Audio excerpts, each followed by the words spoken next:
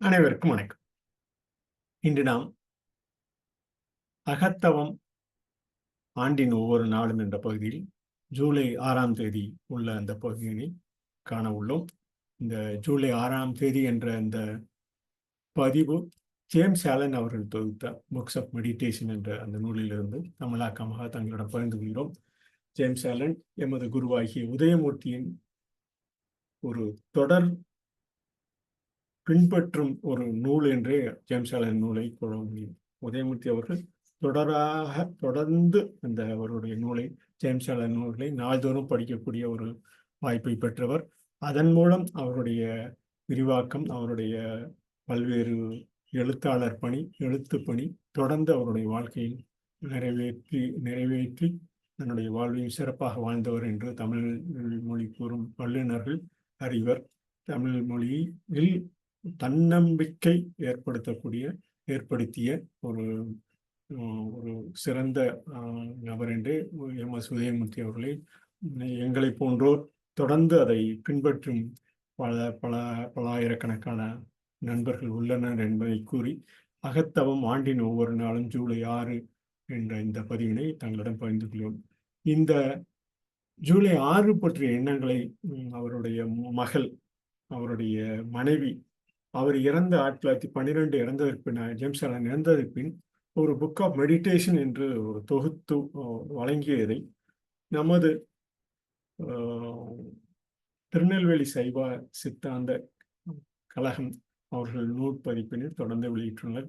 James Alan பற்றி கூற வேண்டுமென்றால், வ.உ.சி. அவர்கள் தொடர்ந்து படித்த அவர்கள் நூல்களில், ஜேம்ஸ் ஆலன் நூல்களில் மிகவும் ஒன்று மேலும் இந்த நாளில் கூறி, இந்த நாள் சிறப்பாக அமைய ஒவ்வொரு நாளும் ஜூலை 6 வருட ஆண்டுதோறும் நாம் நினைக்க வேண்டிய ஒன்று பண்பாக, அன்பை அறிந்தவர் உலக காப்பு பெறுவர். அன்பை அறிந்தவர் உலகை காப்பு பெறுவர். அன்பை அறிவது என்பது முழு படிமலர்ச்சி நிலை. நாம் வாழும் இந்த காலகட்டத்தில் முழு படிமலர்ச்சி நிலையை அறியலாம். தீங்கு விளைவிக்கும் ஆற்றல் இல்லை என்பதை அறிவதாகும். நாம் வாழும் இந்த உலகில் தீங்கு விளைவிக்கும் ஆற்றல் இல்லை என்பதை அறிவதாகும். பல்வேறு கணக்கான இடர்பாடுகள் நாள்தோறும் இருந்த போதிலும் மீண்டும் நம்மை உருவாக்கக்கூடிய இந்த அன்பு செலுத்தும் அந்த உண்மையான அன்புதான் நம்மை முழு படிமலர்ச்சி நிலையில் அறிந்தவராக, உலக காப்பு பாதுகாப்பு பெறுபவராக இருப்பார் என்ற அந்த நிலையை கூறி, ஒரு மனிதன் அன்பை அறிந்து அதன் அழியாத பேரின்பத்தில் பங்கு கொள்ள விரும்பினால் அவன் தன் இதயத்தில் பயிற்சி செய்ய வேண்டும். அது அவன் காதலாக மாற வேண்டும். இந்த நிலையை அன்பை அறிந்தவர் உலக காப்பு பெறுவர் என அந்த ஜூலை 6ஆம் தேதி அந்த பற்றிய நேர்மறை சிந்தனைகள் எவ்வாறு எதிர்மறையிலிருந்து உருவாக்கப்பட வேண்டும். நேர்மறை சிந்தனையும் எதிர்மறை சிந்தனையும் எப்பொழுதும் ஒரே மனித வாழ்வில் செல்லக்கூடிய ஒன்று. நாம் அதை நடைமுறைப்படுத்தும் நோக்கில் நற்சிந்தனையை நாள்தோறும் விதைக்க, தீங்கு விளைவிக்கும் ஆற்றல் இல்லை, எவ்வாறு நன்மை விளைவிக்க வேண்டும், எவ்வாறு நன்மை பயக்க வேண்டும் என்பதற்கு உண்டான ஒரு சிறு ஆயுதம் அன்பை அறிந்தவர் உலக பாதுகாப்பு பெறுவர் என கூறி, அவருடைய James Alan thoughts for the day, July 6th. He who knows love will receive world protection. So whatever knows love, whoever knows love, whatever you understand love in our day-to-day affairs, he who knows love will receive world protection. To know love is to know that there is no harmful power in the whole universe. To know love, you should learn how to love. To know that love is, there is no harmful power in the whole universe. So that's he intuitively says about this love. To know love is to know that there is no harmful power in the whole universe. If a man would know love and partake of its undying bliss, he must practice in his heart. He must become love. So he or she who are maybe the love learning over virtual energy, whatever the energy we have, learning over various energy, whatever we obtain, either positive, negative, or we should learn some neutral way or act as our cells operated to the process of next stage. Every DNA of our cells is activated through the RNA.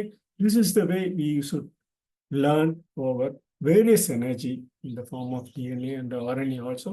The love affairs can move. So the perfect love is perfect harmlessness. He who has destroyed in himself all thoughts of harm and all desire to harm receives the universal protection. That's what he quote. Whatever the harmful thoughts in your mind appears, you just eradicate it and try to overcome that evil, destroyed thoughts or evil thoughts. You just overcome this and try to be positive. This is what our cells of our body is also doing the same process. So whatever, as long as we have to cope up with the from the negative, the positive with the neutral. So even our cell is operating also in the same manner. So we should learn love. We should learn how the love is operated, learn our various energy, we can say, various existence, we can say, and acrostic speech also. With this, I conclude my thoughts on English speech about July 6th. தமிழில் கூற வேண்டுமென்றால் அன்பை அறிந்தவர் உலக காப்பு பெறுவர் என்று இந்த ஜூலை 6 பற்றிய எண்ணங்களை அன்பை அறிவது முழு படி வளர்ச்சி, தீங்கு விளைவிக்கும் ஆற்றல் இல்லை என்பதை அறிவதாகும். ஒரு மனிதன் அன்பை அறிந்து அதன் அழியாத பேரின்பத்தில் பங்கு கொள்ள விரும்பினால் அவன் தன் இதயத்தில் பயிற்சி செய்ய வேண்டும். அவன் காதலாக மாற வேண்டும்.